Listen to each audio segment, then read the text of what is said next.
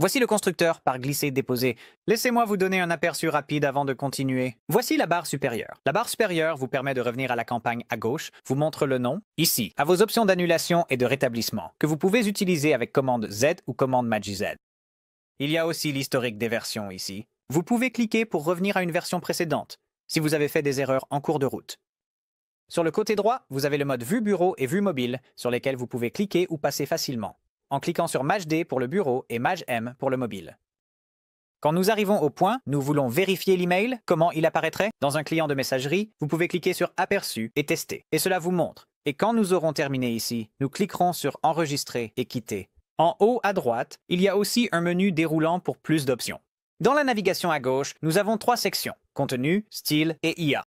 Sous la section Contenu, nous avons 3 onglets. Bloc, qui contient vos éléments ajoutables. Section, qui sont des groupes. 2. Bloc, préconstruit, que vous pouvez saisir et déposer. Et ensuite Enregistrer, où toutes les sections que vous créez en cours de route et que vous enregistrez apparaîtront pour que vous puissiez les réutiliser. Sous Style, nous avons accès à l'édition de notre marque, bibliothèque et ressources. Nous pouvons modifier le modèle et la couleur de fond. Nous pouvons modifier l'apparence du texte avec les polices. Nous pouvons modifier les boutons, ce que nous ferons dans un instant, et nous pouvons mettre à jour l'espacement. Enfin, il y a un assistant IA intégré qui facilite la génération rapide de paragraphes, de titres ou même la création rapide de boutons. Revenons à la section Contenu. Commençons par cliquer sur cette image de remplacement et ajouter une image ici pour accueillir nos spectateurs. Sur le côté gauche, cliquez sur Remplacer, puis ajoutons une image. J'en ai déjà une ici que je veux utiliser, cette image de bienvenue. Cliquez sur Insérer, et je veux la déplacer vers le haut pour la traiter davantage comme une bannière. Donc, je vais cliquer et faire glisser. La ligne violette apparaîtra pour vous montrer où elle va se placer. Quand nous avons mis en page, il y a un bloc vide ici, donc je vais supprimer cela. Je peux cliquer dessus et simplement appuyer sur Supprimer sur mon clavier. Et ensuite, créons un joli en-tête ici. Je veux juste dire bonjour. Et personnalisons-le en ajoutant leur prénom. S'il n'y a pas d'attribut de prénom, disons là un point d'exclamation. Et ensuite, centrons le texte. Maintenant, j'ai besoin d'un message de bienvenue pour ce paragraphe sous l'en-tête.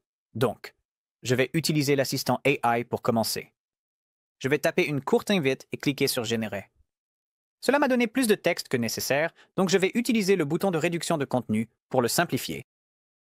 Ensuite, je vais glisser le bloc sous l'en-tête, supprimer l'ancien paragraphe et éditer le texte pour lui donner le ton et le message que je souhaite.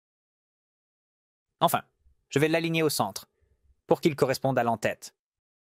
Super! Je ne veux pas de cette en-tête ou de ce paragraphe ici, donc je vais simplement cliquer pour les supprimer. Et ensuite, ajoutons une image de notre conférence ici. Survoler cette image, puis cliquer sur Remplacer. C'est une conférence hypothétique, donc je vais simplement chercher Conférence d'affaires sous l'onglet Images de stock dans la bibliothèque de contenu.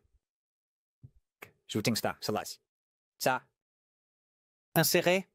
Super. Maintenant, nous devons remplacer le texte dans cette section inférieure. Disons, que puis-je attendre de cette newsletter? Ensuite, j'ai besoin de plus de texte pour cette section à puce, donc je vais utiliser à nouveau l'assistant IA pour me lancer. Après lui avoir donné une instruction, je vais lui demander de rendre le ton plus amical. Ensuite, je vais glisser le bloc, éditer le contenu et le reformater pour qu'il soit joli. Je vais aussi centrer cette en-tête. Ensuite, je vais restyler ce bouton, mais j'ai besoin d'un bon appel à l'action. Donc, je pense que je vais accueillir de nouveaux abonnés et je pense que je vais essayer de les amener sur mon site web en offrant 10% de réduction sur un produit. Allons à l'onglet. Section de contenu. En voici une. J'aime l'apparence de cette section. Alors cliquons et glissons-la juste sous le bouton là. Je vais en fait offrir une réduction de 10%. Je dirais, économisez 10% sur votre premier mois. Nous n'avons pas vraiment besoin de cette en-tête ici, donc nous allons le supprimer. Et glissons ce bouton. En cliquant sur le bouton, puis en allant à l'espacement à gauche, je vois qu'il y a beaucoup de marge intérieure en haut et en bas. J'ai pas besoin d'autant. Mettons simplement 10 pixels de marge intérieure en haut. Et maintenant, ce texte et le bouton sont beaucoup plus proches l'un de l'autre. De plus, je veux changer le style des boutons en général pour qu'ils aient une police blanche au lieu d'une police noire. Je pense que ça a l'air mieux. Je vais donc aller dans le style, à gauche et changeons le style général de nos boutons. Sous les boutons, nous allons cliquer sur ce texte noir à côté de la police. Le code hexadécimal pour le blanc pur est FFFF. 6F. Nous allons cliquer pour sortir de là. Maintenant, nous avons un texte blanc pour notre appel à l'action. Cliquons dessus et mettons à jour le texte pour qu'il dise en majuscule « Réclamez votre réduction ».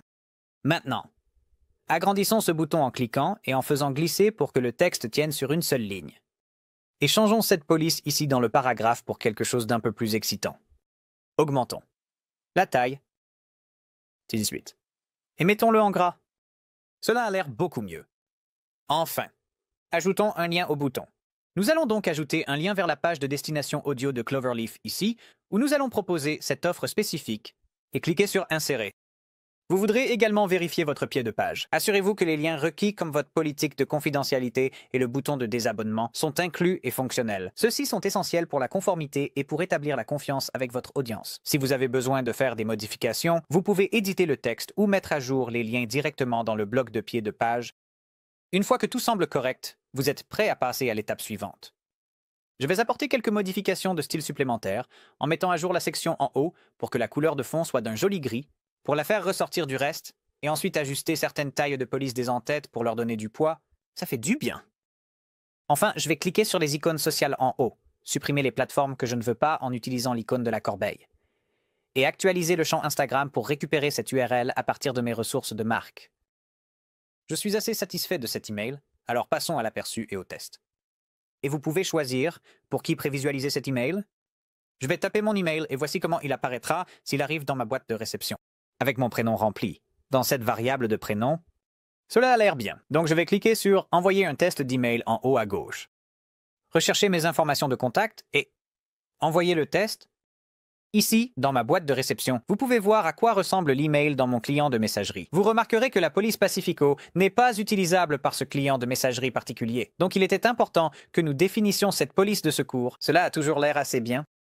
Dans l'ensemble, je suis satisfait de cela. Si vous souhaitez supprimer cette étiquette en bas qui dit « Envoyer avec Brevo », vous devrez passer à un plan d'abonnement qui prend en charge cette fonctionnalité. Dans l'ensemble, je suis satisfait de cela. De retour dans Brevo, je vais fermer cet aperçu d'email. Avant de quitter complètement ici, allons dans le menu déroulant en haut à droite et enregistrons ceci comme un modèle afin que nous puissions le réutiliser. Nous nommerons ce modèle « Email de bienvenue pour la conférence ». Ensuite, cliquez sur « Enregistrer comme modèle ». Au cas où nous voudrions réutiliser une section à l'avenir, nous pouvons l'enregistrer. Cliquez sur un espace vide dans la section, puis cliquez sur l'icône « Enregistrer ». La section apparaîtra sous l'onglet « Enregistrer » dans le menu de contenu à gauche, prête à être glissée et déposée dans cet email ou toute campagne future. Je suis content avec cela. Cliquons sur « Enregistrer » et quitter.